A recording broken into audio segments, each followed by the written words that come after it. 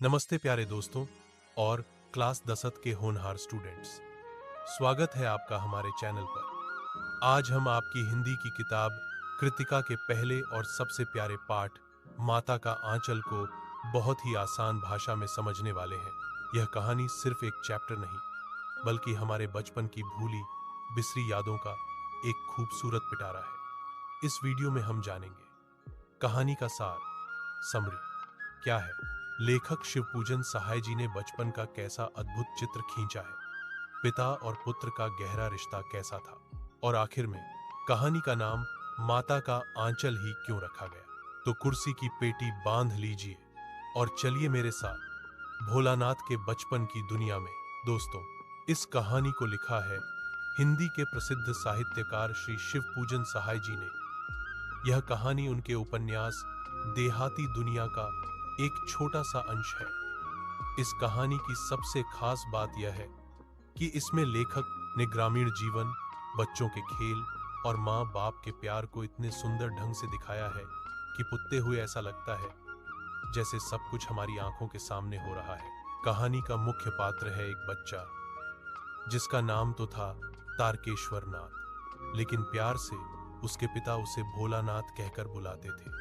चलिए अब भोलानाथ की दुनिया में प्रवेश करते हैं। भोलानाथ और पिताजी का अटूट रिश्ता। भोलानाथ का ज्यादातर समय अपने पिताजी के साथ ही बीतता था। उसकी सुबह ही पिताजी के साथ शुरू होती थी। पिताजी उसे सुबह उठाते, नहलाते और अपने साथ ही पूजा पर बिठा लेते थे। वो भोलानाथ के चौहे माथे पर त्रिपुंड, 3 आगी रेखाओं वाला तिलक लगा देते थे, जिससे भोलानाथ बिल्कुल छोटे शिव की तरह लगते थे।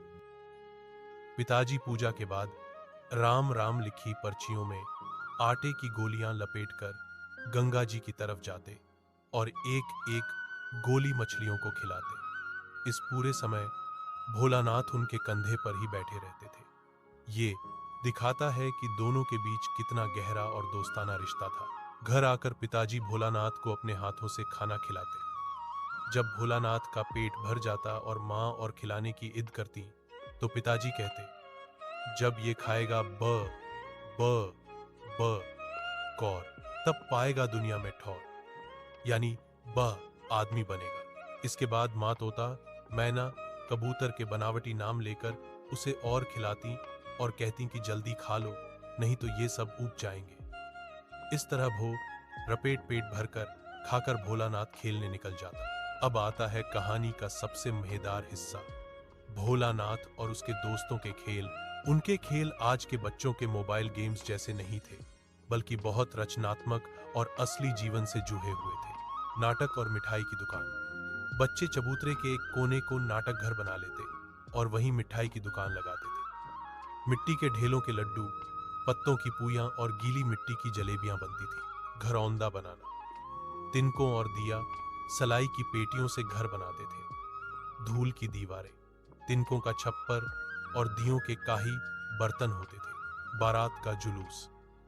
बच्चे कनस्तर का तंबूरा बजाते, अमोले आम के उगते हुए पौधे की शहनाई बजाते और दुल्हन को पालकी में बिठाकर बारात निकालते थे। पिताजी जब ये देखते तो मुस्कुराते और दुल्हन का मुंह देखने लगते, जिसे देखकर बच्चे शर्माकर भाग जाते थे। खेती करना।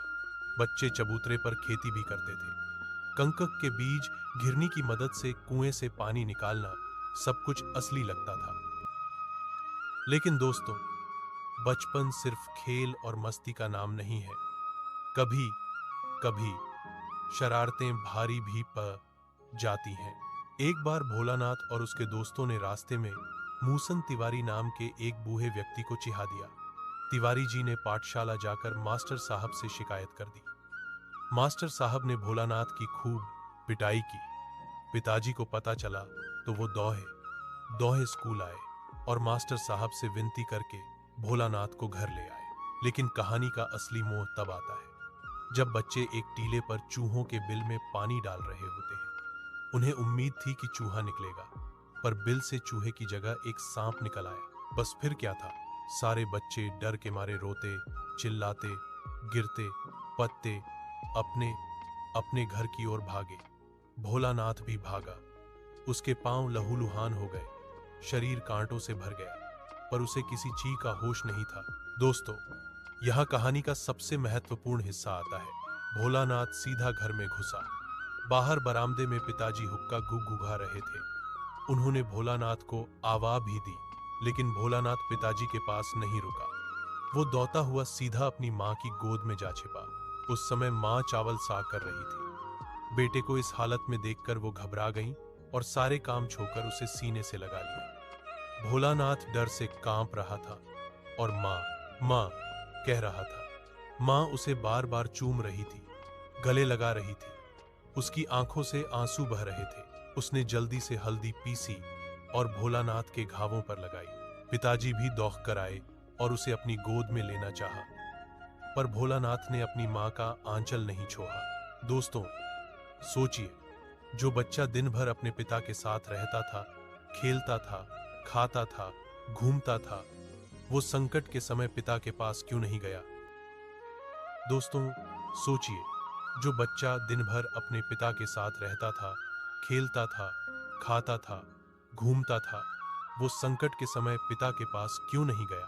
इसका जवाब है कि पिता का प्रेम और लगाव अपनी जगह है, लेकिन जो शांति, सुरक्षा और सुकून बच्चे को माँ की गोद और उसके आंचल में मिलता है, वो कहीं और नहीं मिल सकता।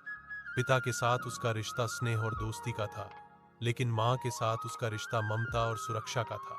डर के उस पल में उसे डांट फटकार नहीं, बल्कि सिर्फ और सिर्फ ममता चाहिए थी, जो उसे माँ के आंचल में मिली। इसीलिए इस पाठ का नाम माता का आंचल बिल्कुल सही है।